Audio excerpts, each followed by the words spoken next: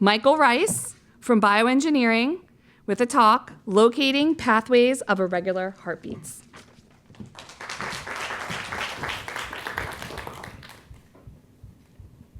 Hey everybody. When we do the introduction, I would please invite you to look into this room to the people present here. We're like 60 people present. That means approximately 15 of us will develop an irregular heart rhythm called atrial fibrillation, in which the upper chambers of our heart stop beating coherently and they start to spasm due to rapid electrical activity, wreaking havoc inside of the heart. And this is a major health concern because most people with this disease will either go into heart failure, have a stroke, or die within just 10 years of diagnosis. And while there are already over 10 million people in the US with this disease, this is expected to almost double in the next 25 years. So, let's say you have this disease. What are your options? Well, unfortunately, taking drugs, it doesn't really work.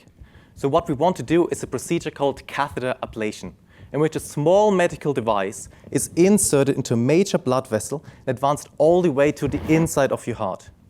From there, we want to record electrical intracardiac signals. And from these intracardiac signals, we want to figure out where the heart's electrical activity is going wrong. And right there, we want to interrupt the heart, which will bring the heart back into a normal, coherent rhythm. Now, the issue with this is that it's quite difficult to find out where to treat these patients. Current clinical systems cannot reliably make sense of these signals. So what is left for the clinicians, they need to manually interpret what's going on by eye.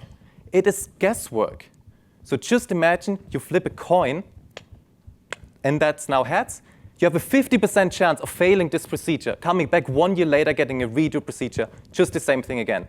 And every time you flip that coin, your odds will go down. So this is where my research comes in. My research has found that these intracardiac signals that look like noise and complex activity current systems actually contain hidden patterns.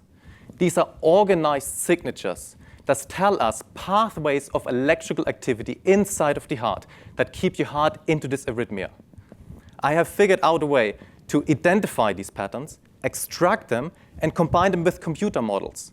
And so in the end, we can tell the clinician, hey, I think I would treat this patient right here. We have now validated this technology successfully using patients that went through the UCSD healthcare system in the last 2 to 3 years. And while this is really exciting, let's not forget why we're doing this, for the patients. So we partnered up with the UCSD cardiology department, and now in approximately the next 12 months, we have the first patient getting treated at UC San Diego with this novel technology. So please, join me in preventing stroke and premature death in millions of Americans and beyond. Thank you very much.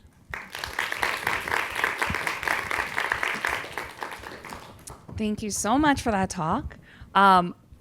We asked all of our competitors to give us the correct pronunciation of their names, and you were the only one to do so in the International Phonetic Alphabet, which as a former linguistics major, I very much appreciated. So I need to ask you about this, clearly. What compelled you? Tell me more. Well, honestly, the Google form said, please pronounce it into the correct pronunciation thing, which I had no idea of existed. So I first Googled it, then I tried to look up my last name, found nothing to it, and I was like, okay, how would I like to pronounce it in English? Now I had to look up the rice that you actually eat, how this is pronounced, and then I copy and pasted that into the Google form. It was an entire burden.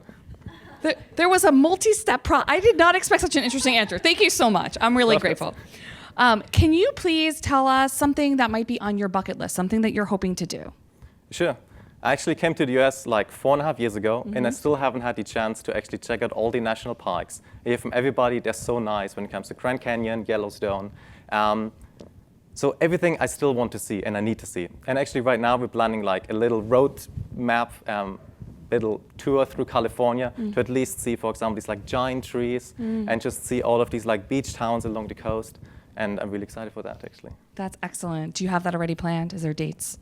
You don't have to tell us the dates. We're not going to follow you. TBD, probably beginning of June or something. Yeah, after this quarter. That's a good idea. Great. Can you tell us something about someone who has inspired you or has impacted your life? Yeah, great question. I think the main reason that I'm pursuing this research is actually my violin teacher. So during school, I did a lot of music. I was almost planned to become a musician before I switched over into engineering and the medical side. And so my violin teacher, I was with him for a really long time. And at some point in his life, he developed exactly this arrhythmia that I'm studying, atrial fibrillation.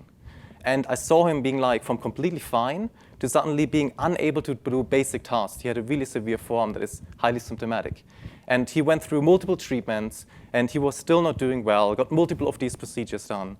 And it was just like, that was the moment where I thought, what if I basically look into this research, and basically, what if I can help actually make this a better treatment option? Yeah, so there's a really personal origin story here. It's very personal. I also have a ton of family that have this disease. And so when I eventually have a high chance of actually getting it myself, and the thing is, if I look at the current treatment option, I don't really like it.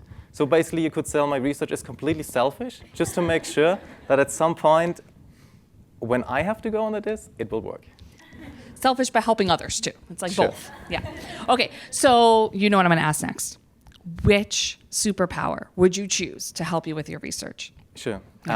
Let's just go completely minimalistic. Let's do it. I just want the superpower to be motivated and creative whenever I need to be. There's a huge difference in just being in the average, normal routine of your day versus being highly focused, feeling creative, and motivated at the same time.